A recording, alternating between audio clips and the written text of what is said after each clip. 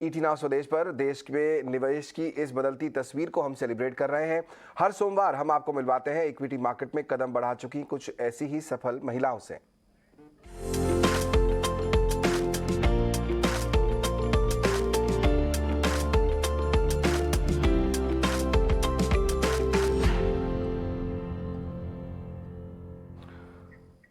और आज हमसे खास बातचीत करने के लिए जुड़ रही हैं श्रीनिधि बजौरिया, जो कि मिलेनियल मैम से जुड़ी हैं। श्रीनिधि, बहुत बहुत स्वागत आपका ईटी नाउ स्वदेश पर। काफ़ी तेज़ी से हमने देखा हमारे इक्विटी मार्केट को बदलते हुए पिछले कुछ सालों में, और उसमें आप जैसे जो इन्वेस्टर्स हैं उन्होंने काफ़ी मेहनत की और काफ़ी सफलता भी पाई, और इसीलिए हम आपको इनवाइट कर रहे हैं ताकि जो नए जनरेशन के इन्वेस्टर्स हैं वो आपसे काफ़ी कुछ सीख सकें। शुरुआत में आपका ये जानना चाहूंगा सबसे पहले कि जब आपने तय किया कि आपको इक्विटी मार्केट्स में एंट्री करनी है, कौन कौन से वो ट्रिगर्स थे, रीजंस थे जिसकी वजह से आपको लगा कि शायद इक्विटी मार्केट एक अच्छी जगह हो सकती है, इसमें एंट्री करना चाहिए? सौमित्र जी, थैंक यू। मैं यहाँ पे बताना चाहूंगी कि जब 2017 में मैंने ये क्लासेस ज्वाइन किए, तब इक्विटी मार्केट में इन्वेस्ट करने का मेरा कोई भी आइडिया नहीं था। पर जो 2 सालों में 2 साल का कोर्स मैंने किया, उसमें मेरे टीचर्स ने इतना profit and loss, balance sheet, equity market को इतने इजी तरीके से समझाया कि उसके बाद मैं इन्वेस्टमेंट में इंस्पायर्ड हो गई, और मैं आगे बढ़कर 2019 से इस मार्केट में इन्वेस्ट कर रही हूँ। इन चीज़ों का ध्यान रखते हैं जब आप इन्वेस्ट करते हैं, जब कोई स्टॉक सेलेक्ट करते हैं जहां पर आपको लगता है कि पैसे लगाने चाहिए, किन बातों का ध्यान रखते हैं, किन किन फैक्टर्स पर फोकस करते हैं अपना डिसीजन, इन्वेस्टमेंट डिसीजन बनाने से पहले? तो सौमित्र जी, हम लोगों ने मिलेनियम मैम्स के अंडर धानुका सर ने एक अन्वेषणा करके रिसर्च विंग बनाया, क्योंकि हमें लगता है कि जो काम हम एक अकेला नहीं कर सकता, वो ग्रुप में हम एक साथ आराम से कर सकते हैं। तो हमने एक रिसर्च टीम बनाई अन्वेषणा करके, और उसके तहत हम कोई भी एक सेक्टर लेते हैं। सेक्टर में large cap, small cap, mid cap सारी कंपनीज हम पढ़ते हैं। हम देखते हैं कि उसमें कौन सा कंपनी ऐसी है जो मैनेजमेंट जिसका अच्छा है, जिसका एड्रेसेबल मार्केट अच्छा है, और फिर हम उसको देख करके अपना एक वॉच लिस्ट बनाते हैं।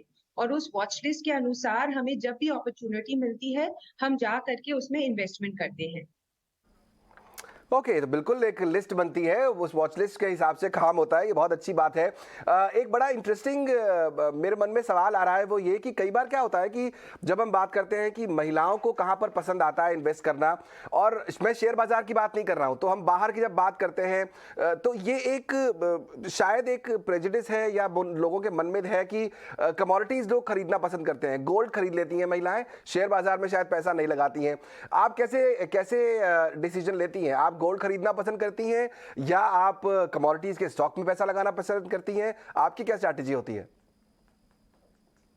हमने ऑलवेज यही सुना है कि कमोडिटी स्टॉक्स में इन्वेस्ट करना बहुत रिस्की है, उससे बेटर है कि आप गोल्ड खरीद करके रख दें।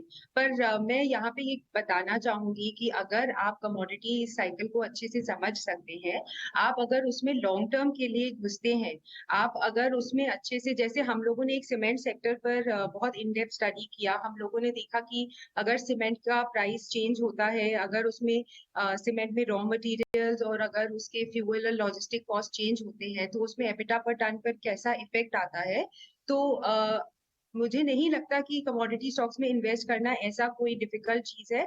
इसमें एक ही चीज हमें बार बार ध्यान रखनी है कि अगर कोई तरह का भी न्यूज आए, जैसे हमने देखा कि सीमेंट सेक्टर में जब अडानी ने एसीसी एंड अंबुजा को टेक ओवर किया, या जब पेटकोक एंड कोल एकदम की प्राइसेस हिस्टोरिक्स हाई पर पहुंच गए, तब ये सेक्टर पूरा का पूरा डिसरप्ट हो गया। तो जैसे ही हमें कोई न्यूज आए, हमें हाथ के हाथ उस पर रिएक्ट कर देना चाहिए। और अगर आप लॉन्ग टर्म के लिए कमोडिटी स्टॉक्स लेकर रखते हैं, तब आपको कोई भी इसमें प्रॉब्लम नहीं होगा।